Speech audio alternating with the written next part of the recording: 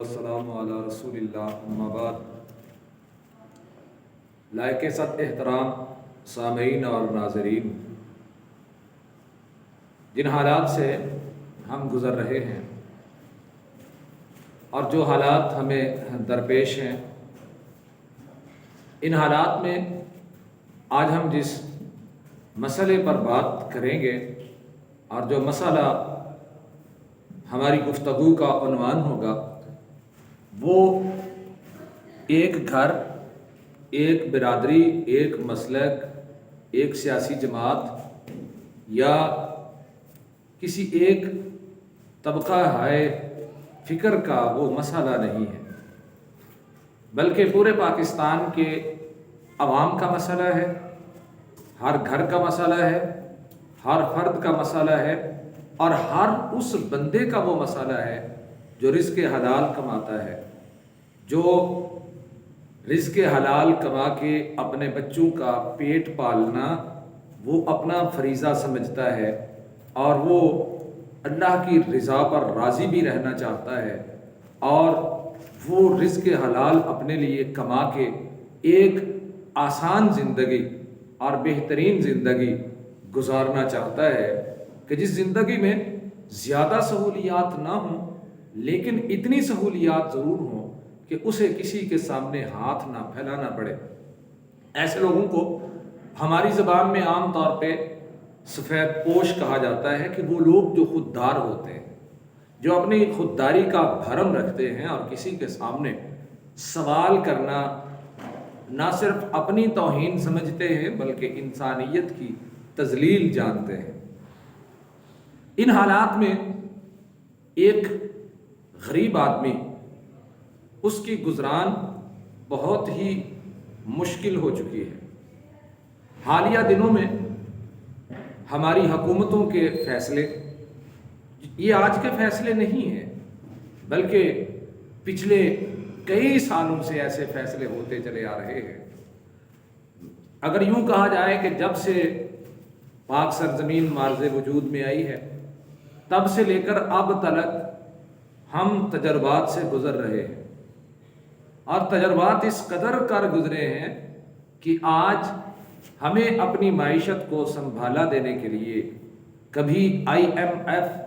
اور کبھی world bank کی چوکھٹ پہ جا کے جھکنا پڑتا ہے، اور وہاں سے سود کے ساتھ ہمیں قرض ملتا ہے، اور اس سود کے ساتھ دیے ہوئے قرض کو لوگ یہ باور کروانے کی کوشش کرتے ہیں کہ جیسے ہم پر IMF اور ورلڈ بینک نے بہت بڑا احسان کر دیا، اور پھر اس کے بعد جو وہ اپنی شرائط منواتے ہیں، اپنی باتیں منواتے ہیں، وہ ایک الگ سے کہانی ہے۔ ان حالات میں کہا یہ جا رہا ہے کہ IMF کی شرائط یہ ہیں کہ اپنے ملک کی بجلی مہنگی کرو، اپنے عوام پہ ٹیکسز لگاؤ، لہٰذا ہمارے حکام ہمیں یہ سبق سناتے اور ہمیں یہ درس دیتے ملتے ہیں کہ ہم نے ان کے تقاضے جو ہیں وہ پورے کرنے ہیں، اور ہم نے مہنگائی کا جو ایٹم بم ہے وہ عوام پہ گرانا ہے، اور تقریباً یہ مہنگائی کا ایٹم بم گرایا جا چکا ہے، اور گرائے جانے کے بعد یہ پچھلے مہینے اور اس سے پچھلے مہینے 2-3 ماہ کے صرف بجلی کا بل آپ اٹھا کے دیکھیے کہ ایک ایسا آدمی جو ایک سفید پوش ہے، اور ایک ایسا آدمی جو متوسط طبقے سے تعلق رکھتا ہے بلکہ اس سے بھی نیچے، جسے ہم خط غربت کہہ سکتے ہیں، خط غربت سے بھی نیچے زندگی گزارنے والا بندہ، اب ایک بتا دیا گیا ہے کہ پیمانہ دے دیا گیا ہے کہ 200 یونٹ سے کم استعمال کرو گے تو بجلی کا بل کم آئے گا، 200 یونٹ سے جیسے ہی بل اوپر جائے گا تو بل ڈبل ہو جاتا ہے۔ کتنی بڑی ناانصافی ہے۔ اور ایک طرف یہ عوام ہے کہ جو اپنی خون پسینے کی کمائی کو، اپنے بچوں کے اخراجات کو، اپنے بچوں کے حلق میں اتارے جانے والے نوالے کو، اس کے پیسے، اپنی جمع پونجی کو بجلی کی بلوں کی صورت میں گورنمنٹ اور ریاست کی تجوریوں کو بھر رہے ہیں۔ اور دوسری طرف کیا ہے؟ ظلم تو یہ ہے کہ ہمارے وہ لوگ، ہمارے سیاستدان، ہمارے